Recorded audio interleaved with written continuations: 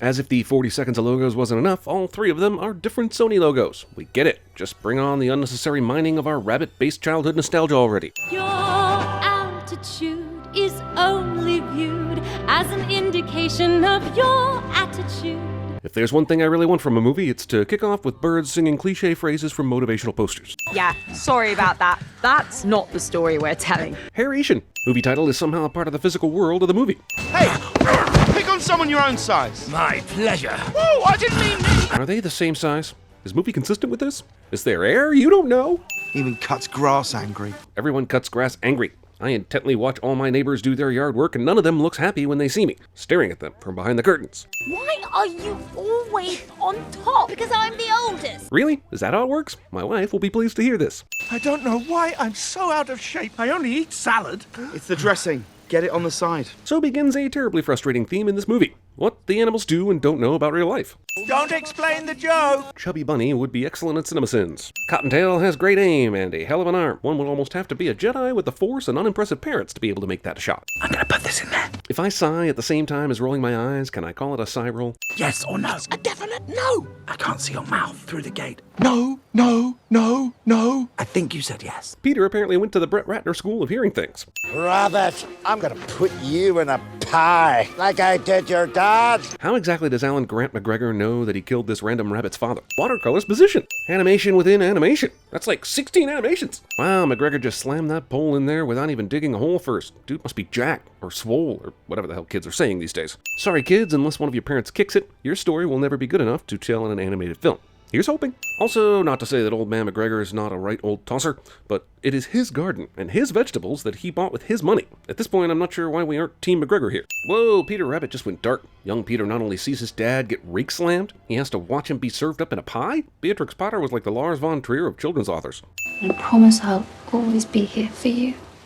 And she has, ever since their mother died. But her death wasn't as tragic, so no need to go into that story. Got you, Rabbit. I knew you'd come. Because even though I can't communicate with you, I somehow knew that the jacket was very important to you when you would come back to get it. I was lying on the grass a Sunday morning of last week. Movie says F you to anyone fortunate enough to have never heard Steal My Sunshine countlessly on the radio in 1999, or thought they were never going to have to hear it again. Also, these rabbits realize there's not an unlimited supply of food, right? If McGregor's not there to plant the vegetables, then they won't grow anymore. They understand the concepts of what subterfuge and salad dressing is, so why the crap don't they understand gardening? Thank you for the party. Was Pigling eating celery? It's a shame when you don't know who you are. But Pigling is a pig, and so therefore he's an omnivore, which means he will eat anything, and celery would definitely fall into this category of anything. Thanks, Tommy. You're one of the good ones. That's racist. Look, I'd be more inclined to believe in walking, talking rabbits than I would that you could possibly open a door this way. Also, for a slob that is so self-negligent that he's headed for an early death, McGregor's house is amazingly clean. So, in the time it takes them to track down Thomas, no one involved with the estate holdings came by to check on the house? Maybe lock the door and or kick all the animals that had taken up residence out? And while B seems more than okay with the rabbits stealing from McGregor's garden, I'm not so sure she would just let them destroy the house. Also, Animal House. Mr. McGregor will torment us no more! Jesus, movie, we get it. This premature celebration is so premature that these rabbits should be NASA employees. You're seeing him at his happiest. I think you mean huxiest. I have some bad news, Thomas. Your great uncle passed away. They contacted his place of work and made his employer tell him this. Why wouldn't they just give him a call or send him a letter or do anything but this? What up, G? Bannerman. Congratulations. No one starts a conversation like this unless they're reading from a script for a children's film where every little last detail has to be explained. Streaker! Now it's a party. Well, no one's wearing pants this entire movie, so I guess it's been a party for a while. Harold and Kumar would be proud. Also, I get that they're raging and but why are they spending so much time in the house? Don't wild animals like to be outside? Are they abandoning their natural habitat just so they can throw each other at a fucking wall? I don't know anyone from Windermere. Well, it's for an unclaimed property. Usually means you've inherited something. If whomever sent this information knows where Thomas lives, why didn't they use that address to let him know about the death itself? A human! Everybody out! Out! While maybe Thomas can't actually hear the goose speaking, he'd definitely be able to hear whatever the hell noise it's making. Not to mention all the animals running around and making noise. You know, like, we're all connected, but with what rope? Why is Peter acting high? Are carrots like the marijuana of the animal kingdom? Or is he just hoping to score some cottontail? What should we do? What? Everybody hide! Even though humans can't understand when the animals talk, all the different species of animals can easily communicate with each other Jeez, movie, Secret Life of Pets much? Just because you can't see him doesn't mean he can't see you, understand? Sure, makes sense to me, but what doesn't make sense is how you knew it was a him that was approaching. He had the key. It must be a McGregor. Man, the deductive reasoning of these animals is astounding. Not only do they know what a fucking key is, they immediately assume that this dude is a descendant, and not like a caretaker or a real estate agent. It wasn't a nightmare. As OCD as the movie has made Thomas the wank engine out to be, he still was somehow able to sleep in a room as disgusting as this. At least someone's still using a BlackBerry. Also, do these rabbits have wet wipes hidden somewhere? Where did all that fruit ooze go? It's for bird watching. Thank you. Those look like expensive-ass binoculars. B just met this motherfucker and handed over a pair of $200 Orions. I don't care. I'm going in. Why does Peter have such a boner for this house anyway? I know his father was killed and all, but he got vengeance on the old man, and the vegetable garden should be already decimated at this point.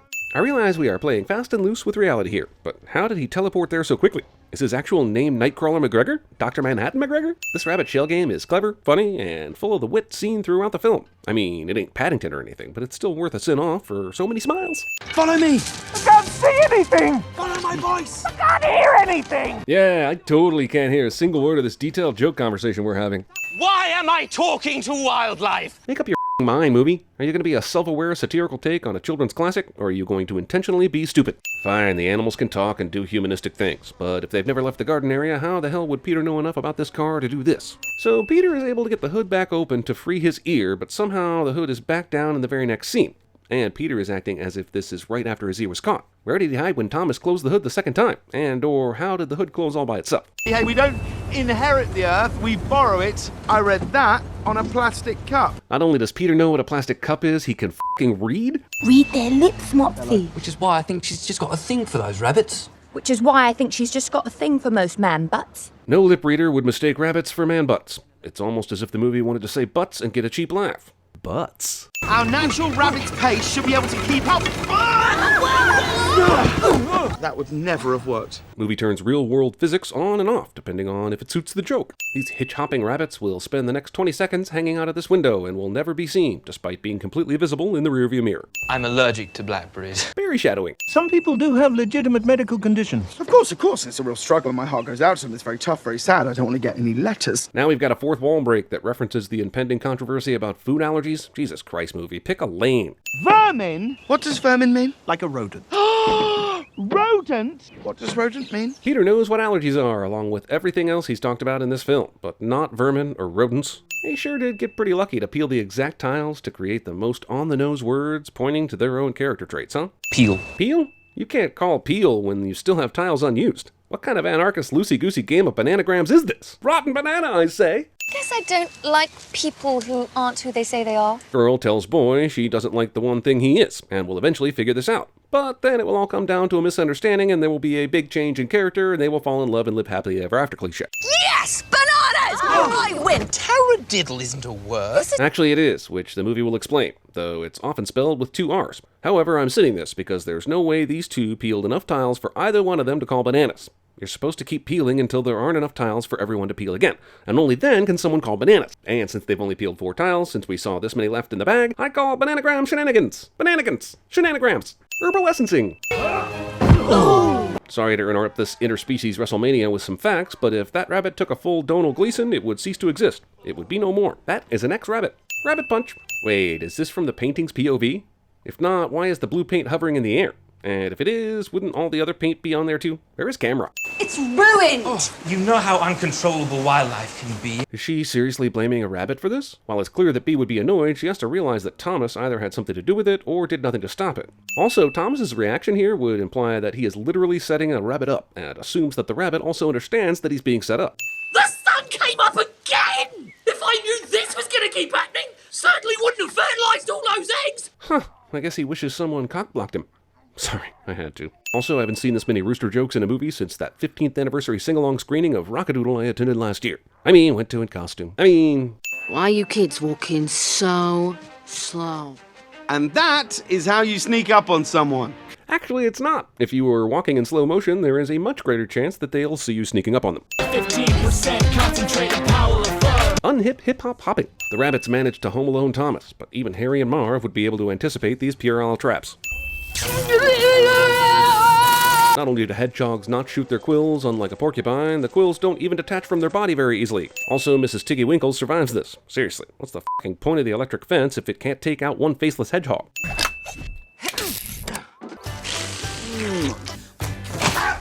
This works. Proceeding hairline. Explosives. Oh sure, these bunny geniuses know how to rewire electricity when they need to. But don't try to run out of this hole as soon as explosives are dropped in. Pick an animal like you, movie. I think I've got some kind of ulterior motive because of losing my own mother and father, and I think if she goes, what have I got? This movie doesn't go full B-movie on us and end with these two on their bunny moon together, but here's a sin anyway for the sting of dangling us so close to that line. Morning! You fancy a spot of lunch later? B can see he's getting pelted in the nuts with vegetables, right? We have the same view she does. Okay, so Peter's clearly been killed based on this sequence of events. Not how I would have ended a kid's movie, but at least it's over. Damn it! Says people have used explosives before to keep the rabbits out. Explosives? If you wouldn't do that. How exactly does Thomas think all of this will work out? If he wants to bang B, he probably needs to let the rabbit thing go. How is he going to explain it if he blew up the tree the previous night? Where did these bright green stains come from? When the last of the berries had been flung, they were nowhere to be seen. And what fruit or vegetable would even make such a stain? Let's get away from this evil man. Since when does this rabbit have a conscience? He literally thought he murdered this man twice and has hopped along his merry way. But a little breakup brings along the rabbit tears? This wasn't part of the plan, huh? This is, was, and always has been exactly the plan. How is the garden this meticulously maintained, especially after all the explosions? Thomas! I thought it was you. I've been trying to call you. Good thing I just happened to be walking by my former place of employment, and home to horrible memories for no apparent reason then. I'm scared, Peter. Don't be. I'm gonna fix this. Why are they so scared? In fact, the McGregor house is back open. Why aren't they infiltrating that again? And if not them, the rest of the wildlife that was there last time. Oh, sorry. For the 610th time in this movie, I've yelled, "How does nobody see this obvious rabbit?" at my screen. Who would do such a thing? I have many enemies. Well, there's no one else out here except these two and rabbits, so is this that hard of a deduction? I'm starting to think this entire movie is from the perspective of a delusional bee. A talking bunny doll? I am a rabbit. Even though Benjamin has never been to the city and has been shown to be about as smart as a bag of carrots, he knows immediately to go in robot rabbit mode. Rabbits don't talk! I knew you could talk! Wait, so now Thomas can hear Peter talking? Or is this his heart, as Peter says later? They've been talking around him and Bee this entire f***ing movie, but only now he can hear him? God, I swear this movie is making it up as it goes along. It was dangerous, gutsy, convoluted, and in a story like this, pretty much a journey guaranteed to succeed. Self-excusing near exposition. What is this, a Deadpool movie? In a world where animals can talk and scheme, why didn't they just tell him what the plan was instead of slapping his deer rear? He's had this in his jacket the whole time. He ran and jumped on and rode a train, was chased all over the toy store, and had to get back to Windermere, but somehow never dropped the one thing that would keep Bee from leaving. Good thing they still had all this set up and ready to go in time to shock the new homeowners. How did they organize this party so quickly? Is there a bat signal Peter can throw up that indicates some crazy shenanigans are in order?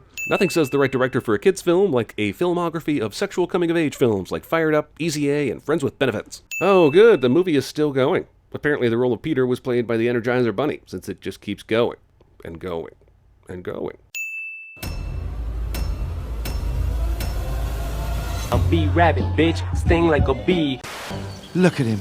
Pure evil. Like the fruits of the devil. No.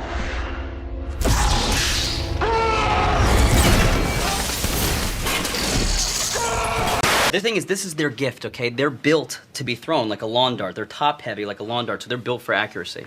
In my opinion, it's just the most beautiful place on earth. Did you design Ava's face based on my pornography profile?